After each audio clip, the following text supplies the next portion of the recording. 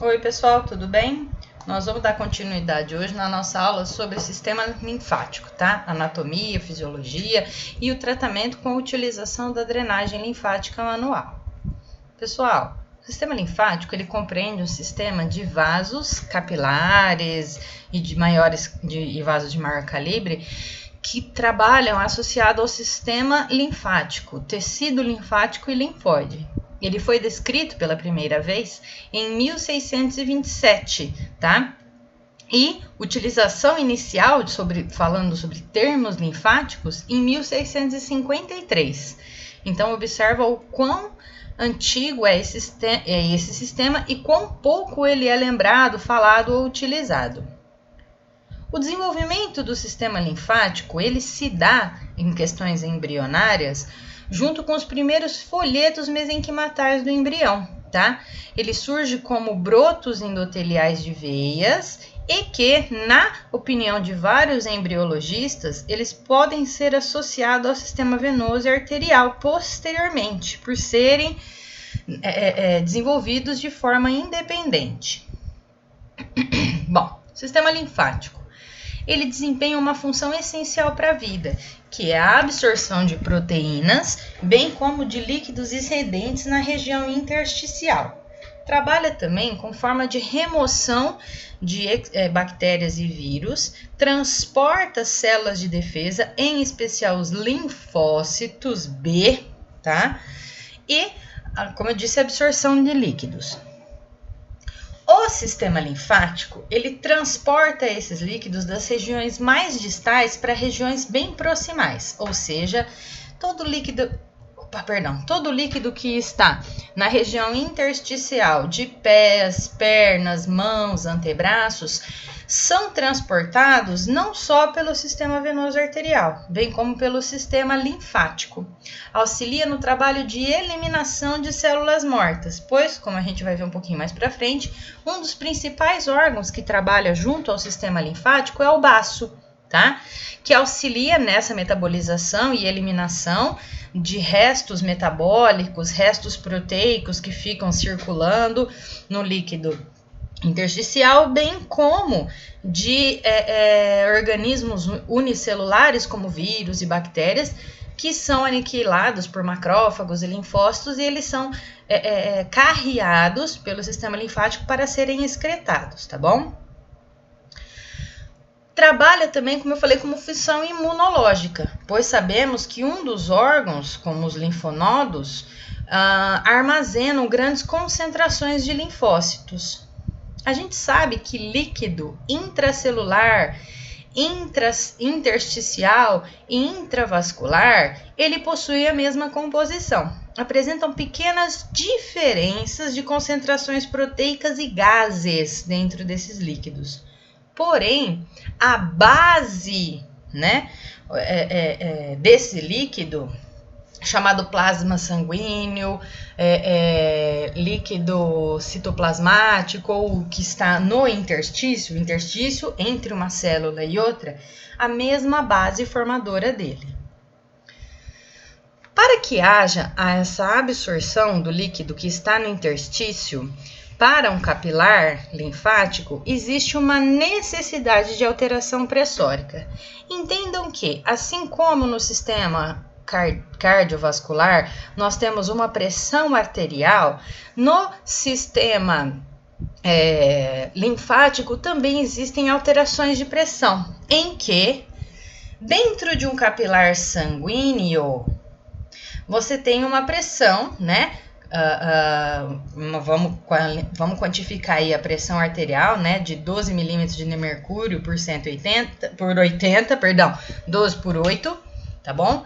E esse líquido, por processo de difusão, ele sai, né, esse plasma sanguíneo, ele sai por uma pressão hidrostática para a região do interstício, em que vai banhar as células, ok? Essa mesma pressão impede, por pressão oncótica, que as hemácias também saiam.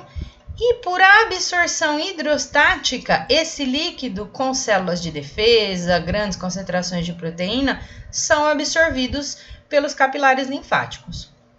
O líquido só muda de nome em decorrência da localização espacial dele. Tá na veia, na artéria, é plasma.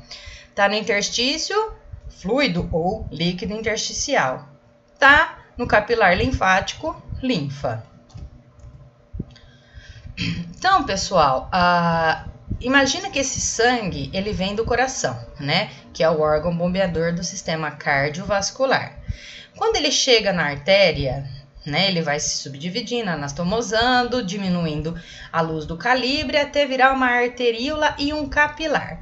Os capilares vão aumentando de calibre, tornando-se vênulas, e a gente já sabe todo o trajeto. Porém, nos capilares, essa divisão, ela se dá pela passagem, né, hidrostática da quantidade de nutrientes. O plasma carrega nutrientes e gases, em especial o oxigênio. Quando ele é absorvido, ele não consegue ser absorvido 100%, até porque para voltar ele precisa carrear uma molécula maior que é a de CO2, tá? Se só existisse esse sistema, imagina que isso aqui não existe. Esse sistema, esse interstício ia aumentar o seu tamanho, aumentar, até criar um edema gigantesco. Por quê? Porque o líquido com quantidade de CO2 e proteínas, ele se torna mais espesso, fazendo com que a pressão oncótica e hidrostática dentro desse capilar sanguíneo não consiga absorvê-lo. Portanto, o sistema linfático assume esse papel, absorvendo esse líquido em excesso e as concentrações proteicas aqui, tá bem? Então, aqui é uma simulação do que acontece. Imagina que o coração é uma bomba muito eficiente. Durante o processo de contração, pelo ventrículo esquerdo, ele ejeta, via veia aorta, uma quantidade muito grande de sangue. Isso vai ser carreado por todo o corpo e lá no capilar vai se transformar de arterial para venoso. Aqui o líquido, tudo que está em branco, intersticial, vai absorver nutrientes, vitaminas, minerais e oxigênio e vai devolver para essa região todo o CO2 que foi utilizado e alguns restos metabólicos que foram utilizados durante o processo de metabolismo celular. Mas a região intersticial vai ficar com uma grande quantidade de proteína, daquelas bactérias que foram fagocitadas, dos restos celulares durante o processo de apoptose, e aí o sistema linfático fará essa absorção, trazendo por um fluxo único até na região da veia pulmonar para o átrio direito, ventrículo direito, circulação pulmonar e o resto vocês já conhecem, tá bom? Um vídeo para que vocês entendam esse trajeto melhor. Lymphatic vessels recycle excess tissue fluid that accumulates in the interstitium as a result of normal capillary leakage. The walls of the lymphatic vessels act as one-way valves, only letting fluid enter. Once in the vessels, the lymph is advanced toward the systemic circulation. Along the way, the lymph is filtered through several lymph nodes where it is inspected for foreign substances.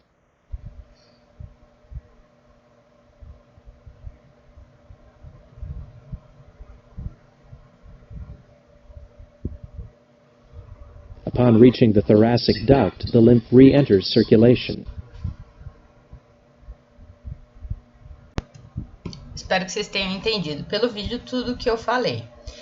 Pessoal, entendam que vocês observam aqui na imagem de cima que nós não temos um circuito fechado, como é o sistema cardiovascular. O sistema linfático, ele é um circuito que tem início e fim. Por quê? As porções mais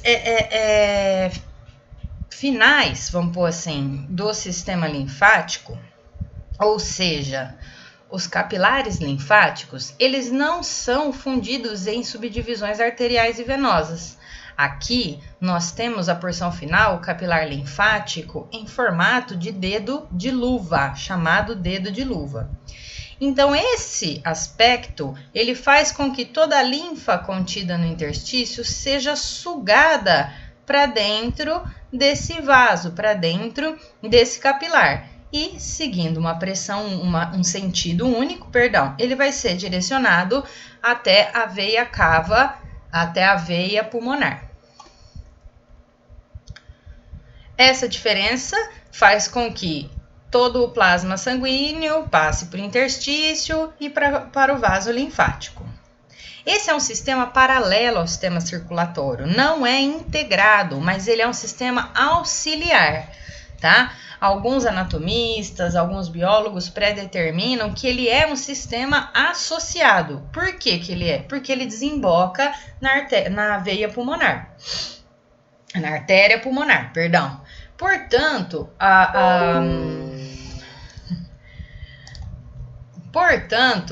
ele é constituído por uma vasta rede de vasos, que são semelhantes ao circulatório e que se distribui de forma homogênea por todo o corpo. Recolhe líquido tissular, líquido intersticial, também chamado, tá?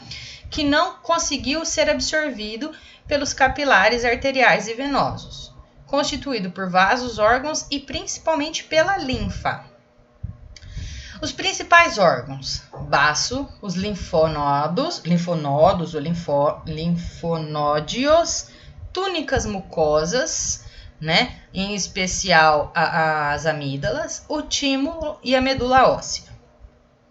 Então, pessoal, eu vou falar dos três principais. O baço, um órgão do corpo humano. Ele produz linfócitos e ele auxilia como removedor de hemácias e proteínas de grande peso molecular. Ele degrada essas proteínas e a excreta, tá?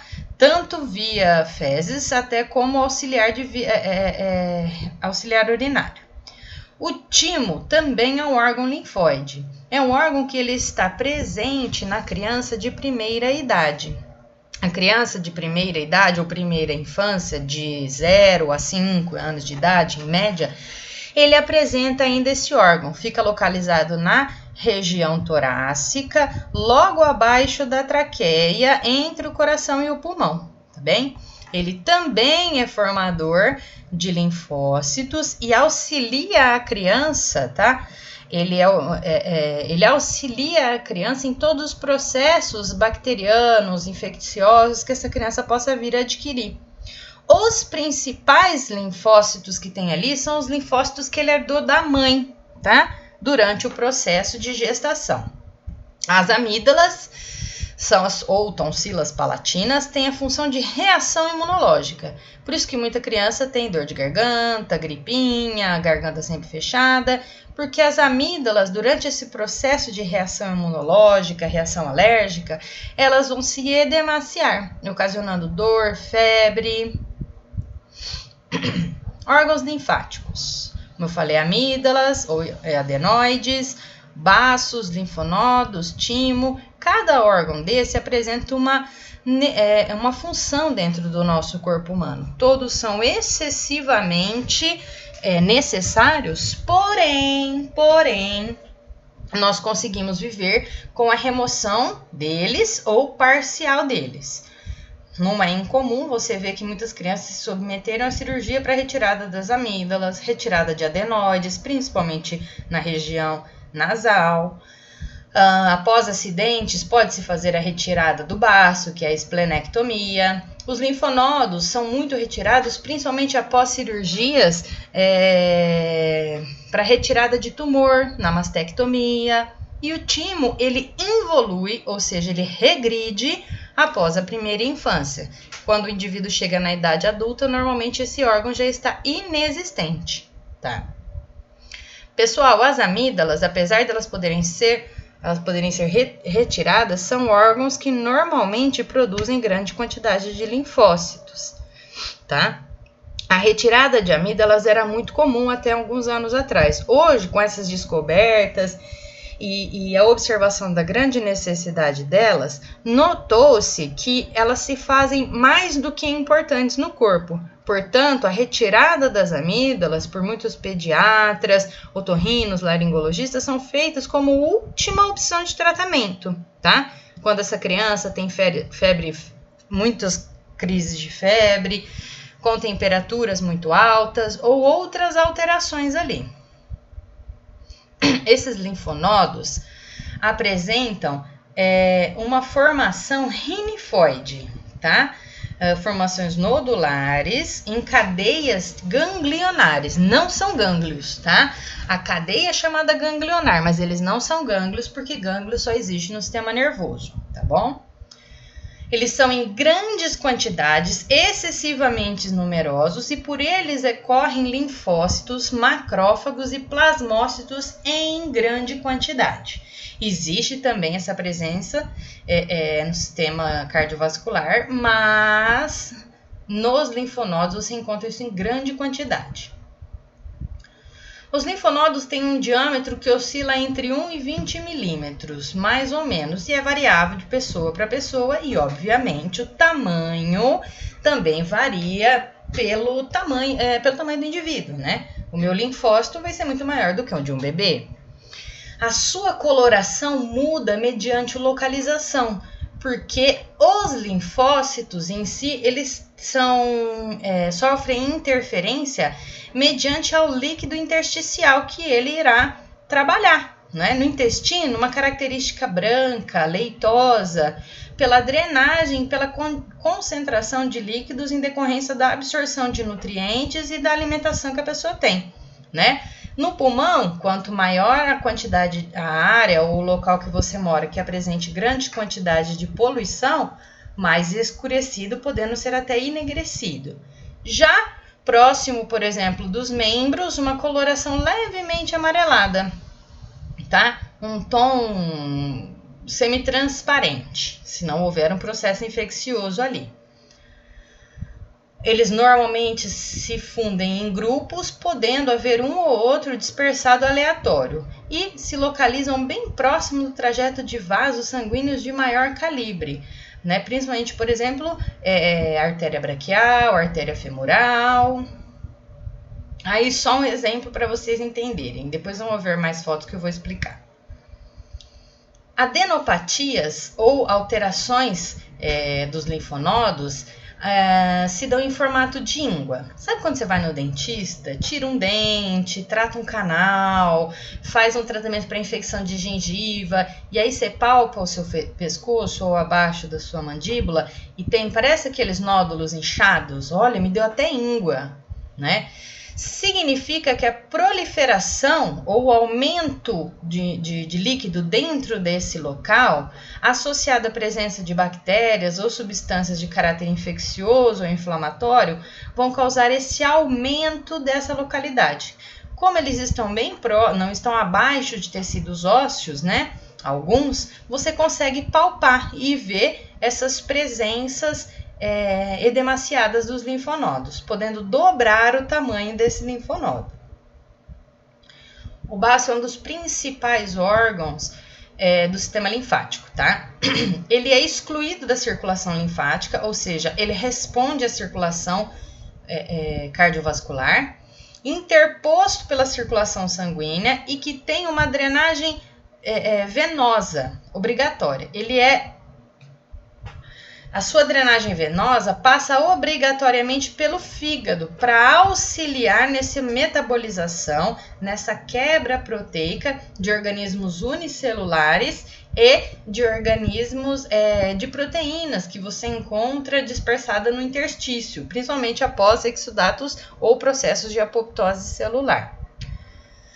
Tem grande quantidade de macrófagos localizados ali, porque a gente lembra lá de imunologia que são os macrófagos que degradam proteína, que mastiga a célula ou as bactérias ou o que quer que seja, tá? Através de processos de fagocitose. E essas células que são, principalmente as hemácias, né? Eritrócitos, leucócitos e plaquetas ficam depositadas no baço para serem aniquiladas e poderem ser reutilizadas ou excretadas para o fígado, do fígado fezes, tá? O baço também tem participação em resposta imune e ele reage a agentes infecciosos, tá? Processos infecciosos do baço a gente chama de esplenomegalia.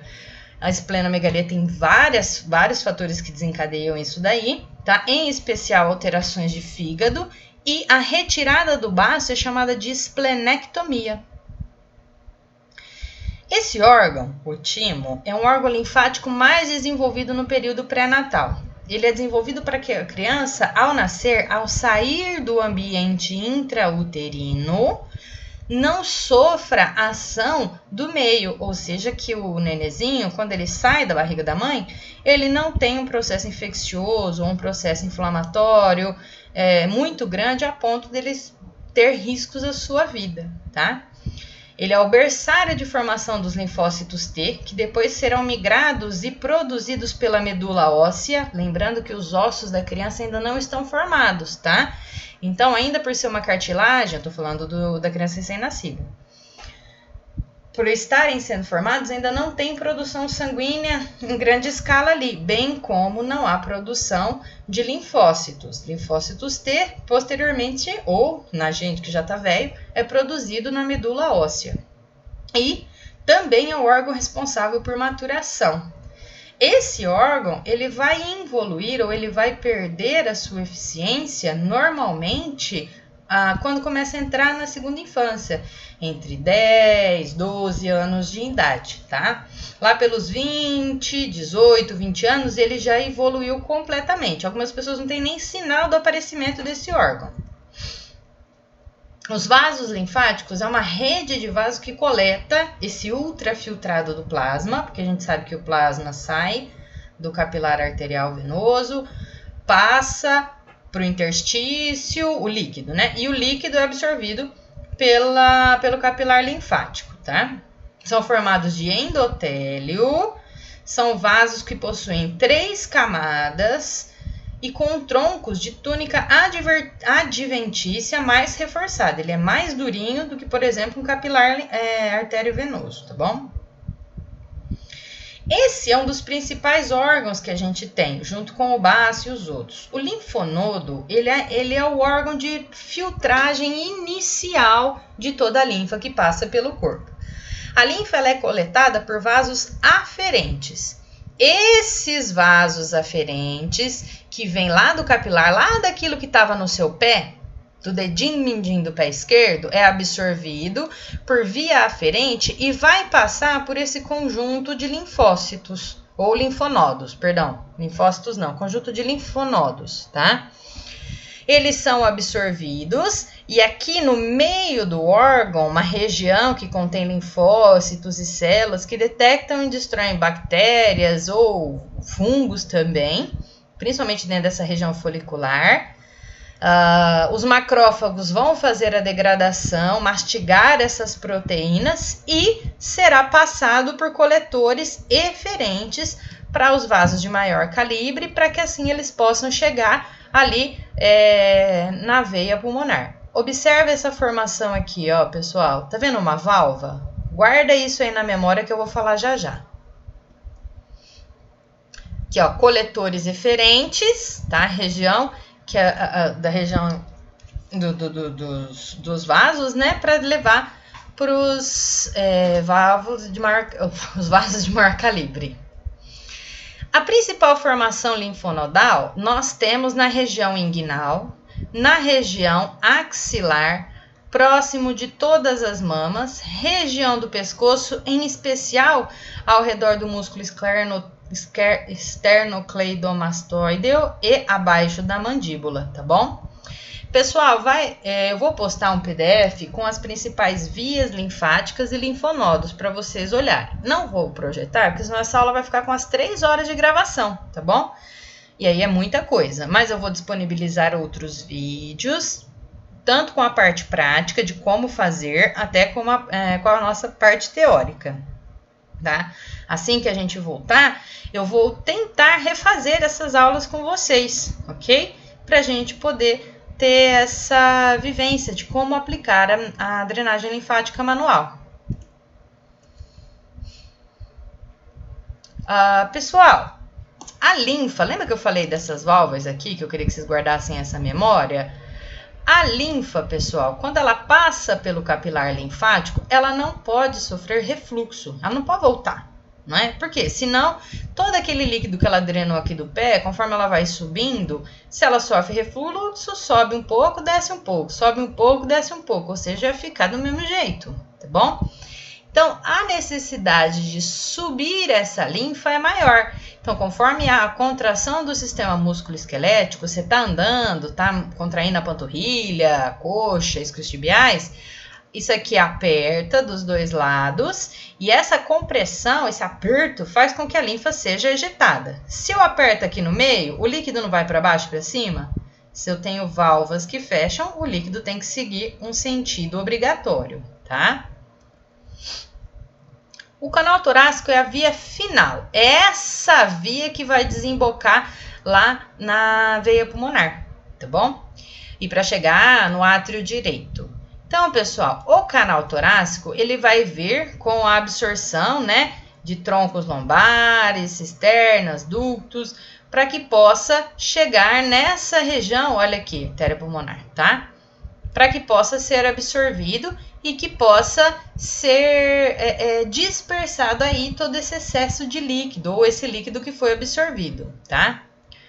Os troncos linfáticos são porções que anteriores ao canal. O canal desemboca lá próximo do átrio direito, já os troncos, não são vasos de maior calibre, porém menores do que os ductos linfáticos, ok?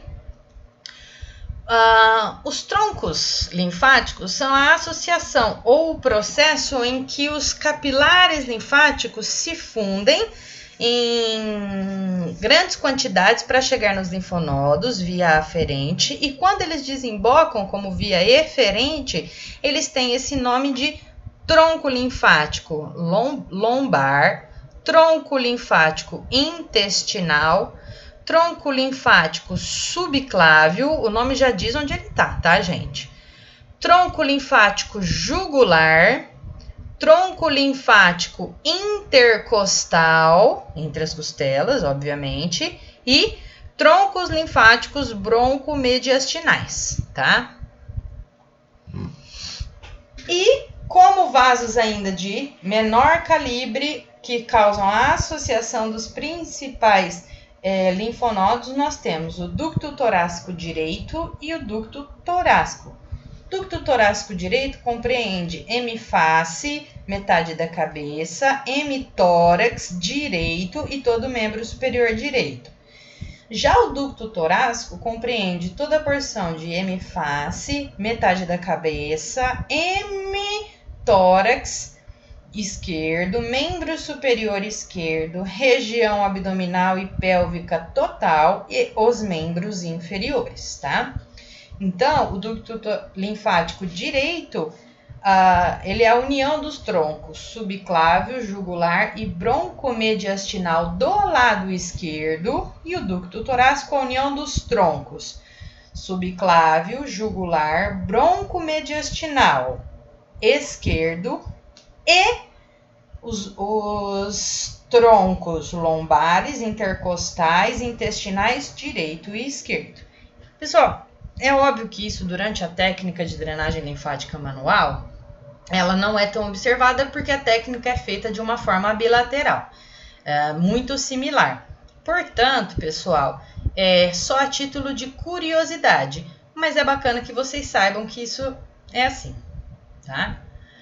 A circulação linfática, ela se dá dos capilares de alta permeabilidade em direção única para a região do tronco. Então, vem do capilar para a área de canal torácico, via troncos torácicos, via ductos linfáticos, tudo bem? Esse fluxo da linfa, ele é um fluxo mais lento do que o fluxo sanguíneo, arterial e venoso, tá bom? Ele depende de forças externas e internas. Forças externas, como eu falei, a associação do sistema músculo-esquelético, que durante o padrão de contração muscular faz com que haja uma compressão dos vasos e com isso uma ejeção desse líquido. E forças internas, porque entre pequenas porções dos capilares linfáticos, nós temos pequenos músculos, muito pequenos ao redor da parede, que fazem com que haja uma contração constante, pequenas contrações, e que façam com que esse líquido seja expelido, o chamado linfangion, tá bom? E toda a linfa do organismo acaba retornando ao sistema vascular e sanguíneo quando desemboca ali próximo do átrio direito, através dos ductos. A medula óssea, apesar de ser formadora de células sanguíneas, também é responsável pela formação de linfócitos B e até linfócitos T posteriormente, tá bom? Ela auxilia no sistema linfático pela produção de células de defesa, né? E com isso ela se torna um dos órgãos auxiliadores, tanto do sistema cardiovascular como do sistema linfático. As células de defesa são produzidas na medula óssea. Pela produção de células de defesa na medula óssea, elas são transportadas via capilares linfáticos para as regiões dos linfonodos, e aí eles ficam aqui aguardando quando houver algum processo infeccioso, algum processo inflamatório, e esses exudatos, esses restos desses metabolismos, são transferidos via vias eferentes para os vasos de maior calibre. Já a linfa, né, esse líquido viscoso que trajeta, às vezes transparente, que trajeta através dos vasos linfáticos, ele é um líquido muito semelhante ao plasma sanguíneo. Na verdade, é a mesma coisa. O líquido que forma o plasma sanguíneo, com alterações de alguns componentes, é a mesma coisa que a linfa.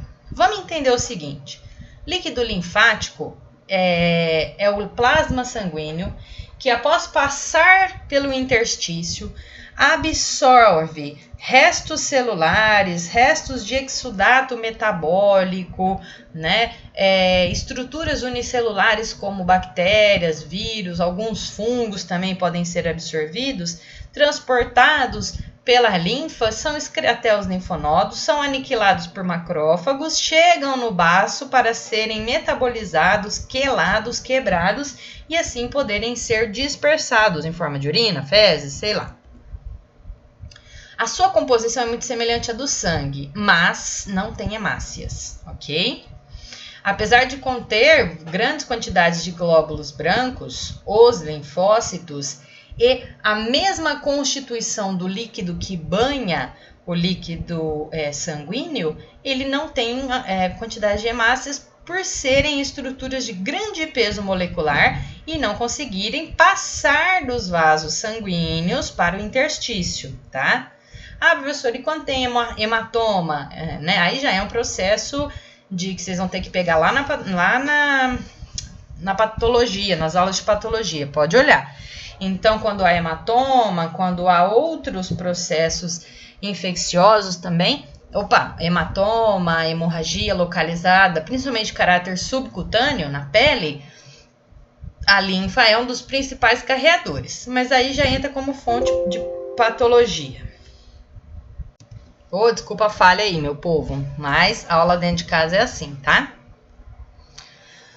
A formação da linfa, é uma formação que se dá quase que em equilíbrio entre membrana capilar, quantidade de fluido filtrado e quantidade de fluido absorvido. Isso daqui é a homeostase, ou seja, é o que deveria acontecer, tá? Existe quase que um equilíbrio entre essa membrana, entre o que é dispersado e o que é absorvido. Qualquer desequilíbrio dessas forças pode provocar uma quantidade maior de líquido no interstício e uma menor absorção. Esse equilíbrio se dá pelo sistema linfático, não é? Porque o sistema venoso não consegue absorver tudo, principalmente quando há grandes quantidades proteicas localizadas ali. E o que é a linfa? É o líquido intersticial, com concentrados de gases, obviamente menor do que no líquido sanguíneo. Quando há muitos gases, a gente considera como líquido sanguíneo e quando há hemácia. Presença de fibrinogênio, que são restos metabólicos, principalmente proteínas e protrombinas também localizadas ali. Células ou organismos unicelulares, como vírus, bactérias e alguns fungos. E pode haver presenças de gorduras, principalmente em formato de colesterol e proteínas. Pessoal,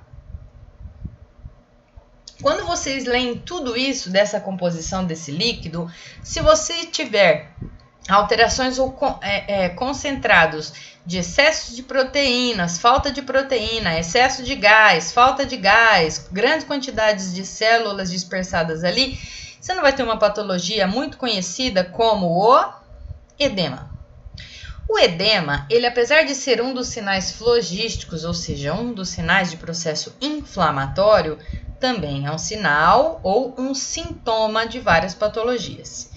Edema por si só é um acúmulo anormal de líquido no espaço intercelular.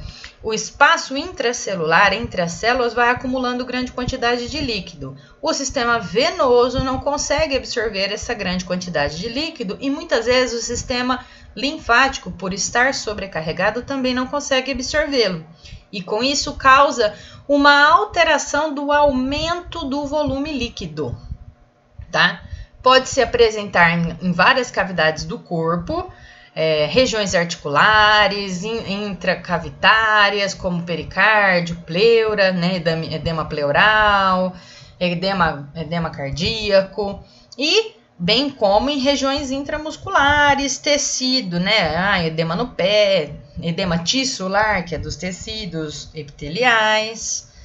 Então, imagina que na região intracelular, o escoamento é muito maior do que a capacidade absortiva. Por qualquer motivo, a região linfática também não consegue suprir essa demanda, fazendo com que esse tamanho, este volume, vá crescendo, crescendo, crescendo, crescendo, até que torne-se alterado. Em um processo de edema do interstício, entendam que os restos proteicos ou as quantidades metabólicas vão se tornando muito grandes, fazendo com que isso fique levemente sedimentado. Parece um gelzinho, tá? Já no espaço intersticial normal, sem presença de edemas e restos metabólicos ou excessos de proteínas, essa região fica com menor quantidade de células circundantes. Nós temos alguns tipos de edema que são muito conhecidos. O de caráter por obstrução venosa, que são formados por obstrução ocasionadas por trombos ou êmbolos, ou até por formações de tumor.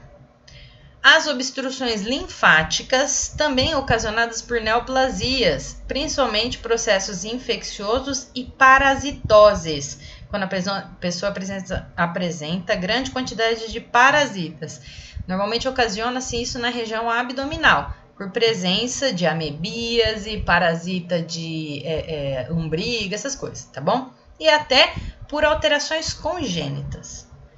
Quando existe edema por aumento da permeabilidade capilar, arterial, quando você tem processos inflamatórios locais, deixa a tua unha ficar encravada para você ver se o dedão não vai inchar, né?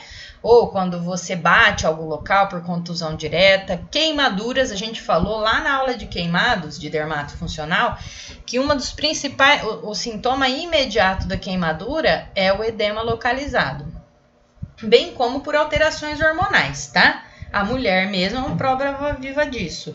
Quando está no período pré-menstrual, a gente pode aumentar o peso por aumento de quantidade de líquido corporal entre 1 kg a 1,5 kg. É 1 kg, 1,5 kg, viu, fofa? Ninguém fica de TPM com 5 kg, tá?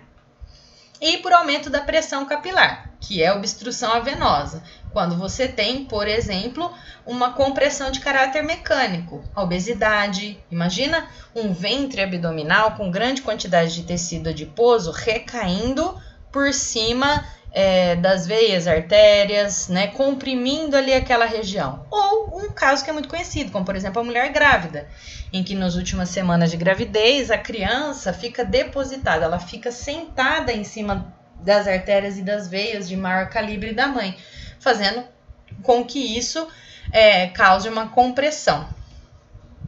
Então, imagina aqui, ó, pessoal, outras formas, por exemplo, alterações varicosas. Normalmente, essas veias, lembra que nós falamos que tem pequenas válvulas? Essas veias apresentam deficiência de oclusão valvar. Então, existe um refluxo da linfa, bem como do sangue venoso. E ele retorna, fazendo com que a região intersticial fique com grande quantidade de líquido, causando assim um edema. Em processos de inflamação, ou as flebites, né, as veias, os capilares, veias e artérias do sistema arterial, venoso e bem como do sistema linfático podem sofrer um processo de inflamação, causando assim uma oclusão, e o líquido não vai conseguir passar, gerando um processo de aumento do volume de líquido no interstício. O edema também é classificado com edema sem cacifo, aquele em que você observa toda a estrutura com aumento de volume, tá? Mas que quando há uma compressão, quando você aperta com o seu dedo essa região, não produz alterações visíveis. É característica de um edema agudo. Já edema com cacifo é característica de um edema crônico, que quando há uma compressão, assim que você tira o dedo, fica um abaulamento, né, do seu dedo sobre essa região, o que caracteriza um grande concentrado proteico e que o líquido intersticial apresenta-se com um aumento ele fica mais gelatinoso, tá bom? E o linfedema? O linfedema já é uma patologia muito conhecida do sistema linfático, em que observa-se que a drenagem linfática do sistema linfático é de até 30 litros por dia. Em condições extremas, ele pode drenar menos do que isso, o que vai ocasionar a presença de linfedema. Normalmente, é drenado de 2 a 3 litros diários, de 2 a 3 litros de linfa por hora durante o dia. E o linfedema, ele acontece porque os limites da drenagem do sistema, eles são extrapolados. Diminui muito essa capacidade de absorção de líquidos, não é? E que vai gerar uma deposição e um aumento da quantidade de líquido no sistema intersticial. O linfedema primário, ou linfedema precoce, ele é muito comum no sexo feminino. Ele se dá no início da puberdade, e ele é de caráter idiopático, não tem uma explicação por que ele acontece. Quando o edema ele é congênito, se adquire de pai para mãe, ele pode ser subdividido em simples e apenas hereditário. O edema congênito, ou hereditário, é chamado de doença de Milroy, tá? Ele é presente desde o nascimento da criança e caracteriza-se por uma insuficiência daquelas pequenas válvulas do sistema linfático. Por mais que haja contração do linfangion, por mais que haja contração do sistema músculo-esquelético, esse líquido ele não vai conseguir refluir, ele não vai conseguir voltar, né? Ficando acumulado na região intersticial. Já o congênito, no hereditário, ele não tem uma característica. Os pais podem não ter alteração, não é? Não pode não ter essa doença instalada, tá? E a criança apresentar essa alteração. Já no congênito simples, normalmente a fisiopatologia é igual à doença de Milroy, porém, os pais também apresentam alteração de edema e presença de linfedema nos membros inferiores ou superiores. Os linfedemas secundários são os que a gente encontra em maior quantidade. Por quê? Os primários nós temos pouca quantidade de casos, tá? Os linfedemas de caráter secundário normalmente são por lesões de tecidos, contusão direta, entorses, até pós-fraturas, tá? Os por filariose, que são as alterações vasculares ocasionadas por compressão, por lesões ou até mesmo rupturas dos vasos. Processos de infecção, recidivas, como por exemplo erisipelas e celulite. Nesse caso, pessoal, não confundam celulite com fibroedema geloide, tá? O fibroedema geloide é aquele furinho, é o fuio que vocês vão ver no popô ou nas pernas, não é? Já celulite aqui dita é o processo de inflamação do tecido celular, em que você pode ter associado ou não a isso formação de ulceração, tá? Aquela coisa de caráter estético que a gente observa não é, que eu falei lá em flacidez, não é a mesma coisa, tá bom? Por estase venosa, quando não há uma drenagem eficiente de caráter venoso e outras alterações, como por exemplo, eu falei de caráter mecânico, quando a mulher grávida, a criança fica apoiada, né, nos vasos sanguíneos e linfáticos da mãe, por aí vai. Filariose, observo que essa alteração, nós temos várias alterações. Quando em exagero tem a presença de elefantíase, que um membro fica excessivamente mais inchado, edemaciado que o outro, e linfedema por elefantíase, principalmente na região dos pés, das pernas e outras, tá? Essa é uma doença de difícil tratamento, em que, além da drenagem linfática de caráter contínuo e constante, que essa pessoa vai ter que se submeter, existem tratamentos medicamentosos e utilização de órteses de auxílio, como meias, malhas compressivas, enfaixamento compressivo para dormir.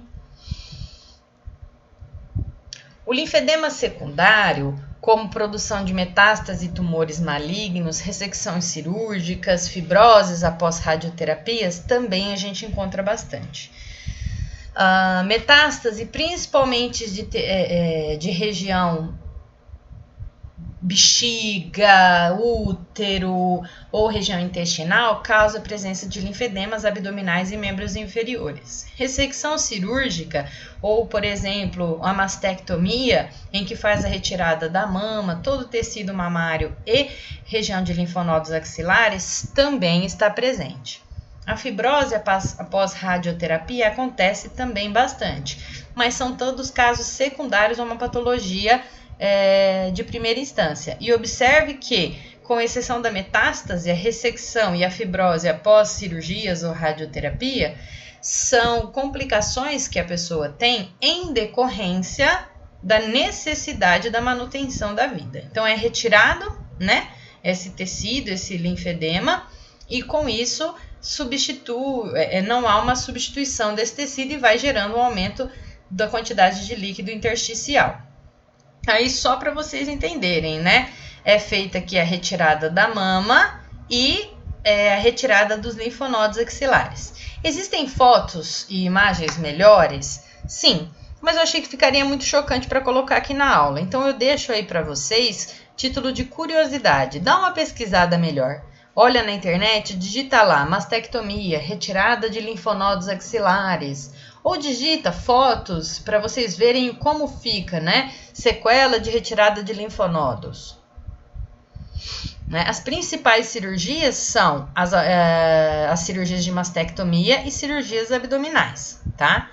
Em que faz por exemplo, a abdominoplastia, que cria um edema muito grande da região abdominal.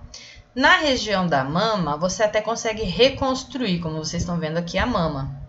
Mas não dá para reconstruir a região dos ductos linfáticos, tá bom? Pessoal, eu vou dar uma parada na aula por aqui. Nós vamos retomar já já com a parte 2.